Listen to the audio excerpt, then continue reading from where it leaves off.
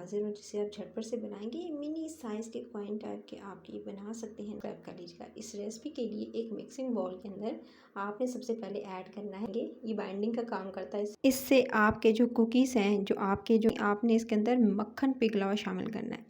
अच्छा, अगर आपने सिंपल काउंटर पे इसको थोड़ा सा जी आप चाहें तो मैदा डस्ट कर लीजिएगा और उसके बाद आपने बेलन से इसको 1 इंच की मोटाई तक, ये बिल्कुल बारीक नहीं बेलना, इस तरह से बेल लेना है। बेल लेने के बाद कुकी कटर अगर आपके पास अवेलेबल है तो मिनी साइज़ के ये मैं बनाने जा रही हूँ, तो छोटे साइज़ का आप इस तरह से कटर नहीं करनी है, इसको वेस्ट नहीं करना है। इसको भी मैं अभी इकट्ठा करूँगी और उसके बाद रखने के बाद सिंपल आपने तवा या आपने ईट को रखना है जिस पे आपने ये रखे थे। उसके बाद सारी चीज़ रख दीजिएगा 15 से 16 मिनट और उस पर आपने इसे कुक करना है। अगर ना हो 2 से 3 मिनट एक्स्ट्रा साइज़ के थे तो डिफरेंट साइज़ के मैंने बनाए थे और कलर भी नीचे से देख सकते हैं परफेक्ट आ चुका था। और इतने नोटिफिकेशन मिलेगी, मज़े मज़े की रेसिपीज़ को एंजॉय कर सकेंगे डेली।